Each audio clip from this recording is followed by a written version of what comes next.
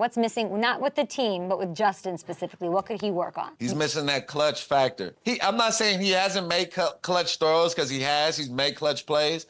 But it's that fourth quarter dominance. It's that clutch factor, I think, that he's missing. He's going to have that clutch factor to beat Mahomes. That is former Chargers cornerback Chris Harris saying that Justin Herbert doesn't have the clutch factor.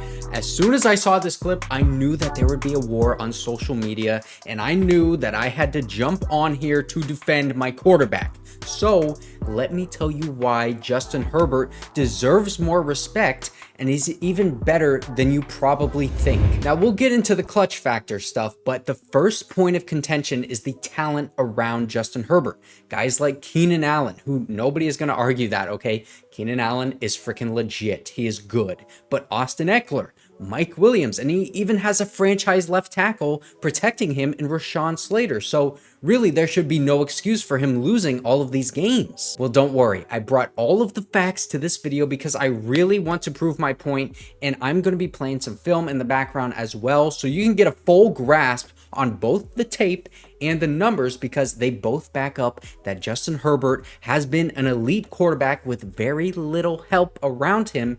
And some of these stats might shock you. So I encourage you to watch this whole video before you comment that he sucks or something. So first of all, Keenan Allen, he was a huge help for Justin Herbert. He was like the only reliable target for a huge portion of his career. And that includes, yes, Mike Williams and Austin Eckler. Austin Eckler, he had a huge regression last year, has never really been able to take the bulk of the carries as a RB1, Chargers offense could create yardage. And I'm not saying Austin Eckler was terrible throughout his career with the Chargers, because he wasn't. He had some really good yak moments, some really good moments as a receiving running back, but with his deficiencies in the run game and how that affected the offense in total, I'm not totally sure that the receiving production that he had is worth what you're sacrificing with him as your only running back for several years. The Chargers have not had a single 1,000-yard rusher in Justin Herbert's career. In fact, last year as a team, they were 8th worst in rushing, 3rd worst in 2022, 12th worst in 2021, and 10th worst in 2020. And keep in mind that over that span, Justin Herbert himself has run for 920 yards, so he is helping in those rushing stats. On top of that, Austin Eckler had 21 fumbles, and a lot of those came in some crucial moments after Justin Herbert worked so hard to put the team at the goal line. You have a turnover, and it was just a lot of wasted drives with no points. But what about Mike Williams? He was a great jump ball target for Justin Herbert to throw to for a while, but he had injury issues throughout his whole career, and if you just look at the amount of games that he's played, you wouldn't really think that. But if you go back and look deeper, he had 3 different injuries in 2020, 2 injuries in 2022, and then the ACL tear last year. And that's all since Justin Herbert's rookie year.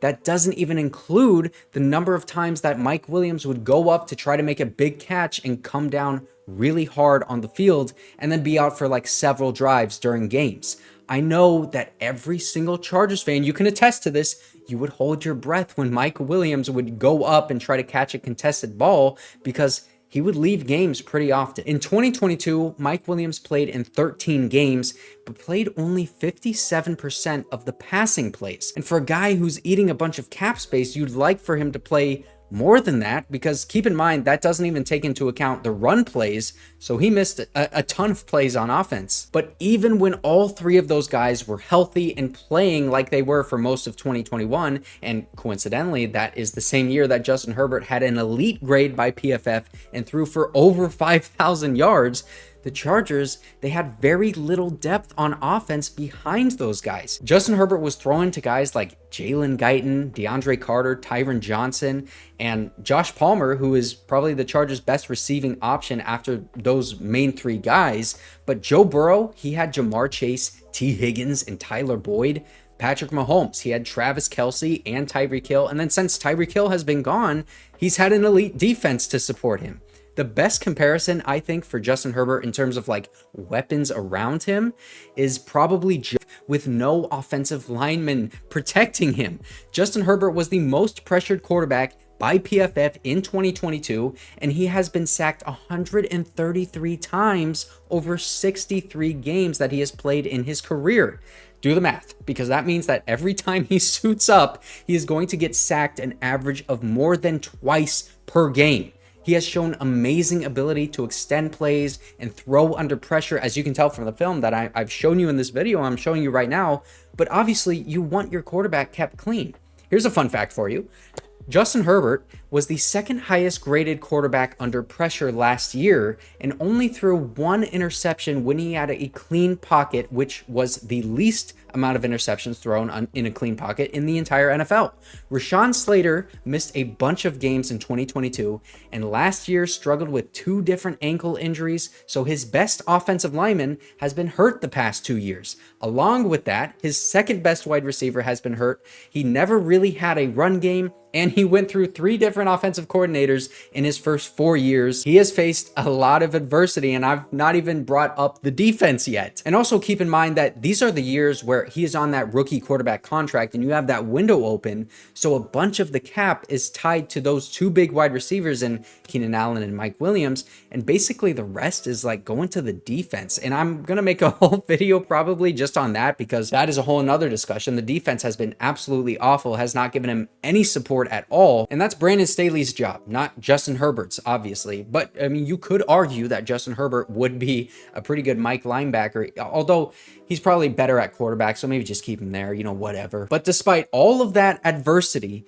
he has still broke all of these NFL records that you see on your screen right now. These aren't all just rookie quarterback records, but they include most consecutive seasons of 4,000 passing yards to start a career, most completions per game, most completions in his first 50 games, most passing yards in QB's first 3 seasons. I mean, he has been playing at a record-setting pace, even despite all of the drawbacks that we just talked about.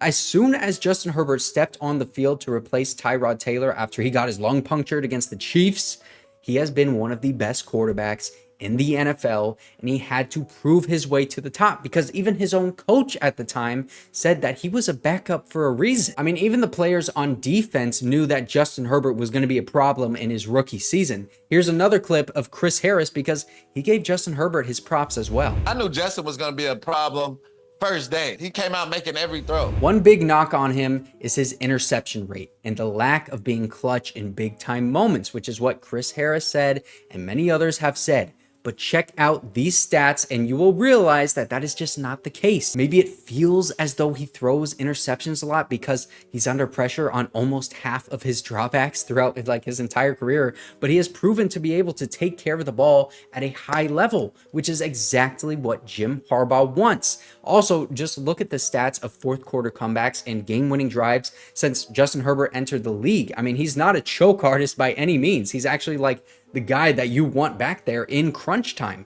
And listen, I'm more interested in the stat of how many 4th quarter comebacks did the Chargers defense allow rather than how many game-winning drives has Justin Herbert had, because I think that would really shine a light on things. And now Justin Herbert is going through the whole process of learning a new offense yet again, but this time with a new regime in Jim Harbaugh and Joe Ortiz without his only reliable target, Keenan Allen. So on paper, this may look like he's set up for failure again, but I actually think that's the opposite.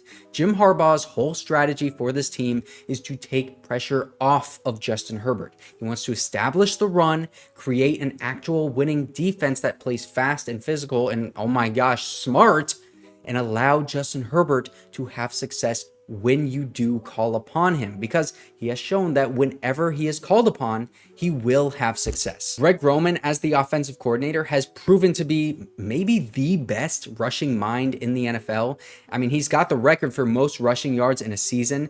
Jesse Minter is the defensive coordinator, and he coached the best defense in college football last year. He also has NFL experience. A lot of people don't realize that. He coached for the Ravens as well, and he is able to blitz and create conflict at a high level. And Jim Harbaugh has repeatedly stated that his main goal is to maximize Justin Herbert. So even though he has had all of these things working against him his entire career, and he's been forced to try and go out there and be Superman just for the Chargers to have a chance to win a game, he has still been this good. If you are not convinced that the Chargers didn't have a good team around Justin Herbert, All you have to do is look at the Raiders game and see how bad the Staley era truly was, because without Justin Herbert, the Chargers went from beating the Raiders earlier in the season to having a historic blowout loss when he wasn't playing.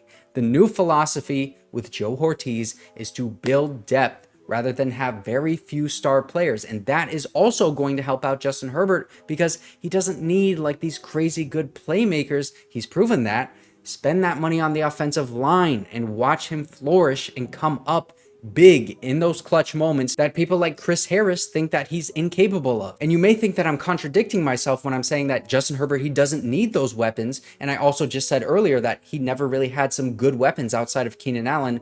But Justin Herbert, he has still put up the stats without those guys. 4,000 yard seasons, 5,000 yard season when those guys were healthy. So he's shown that he can throw to guys like Jalen Guyton, like Josh Palmer, like Quentin Johnston, and Gerald Everett, you know, the tight end. He can still have a lot of success and get a lot of yardage out of those guys. He just needs to be protected. And I think he can raise the level of play around him. And also you establish the run that raises Justin Herbert himself, because now check out this video to see the battle at running back heading into training camp, because we're going to need these running backs to play well.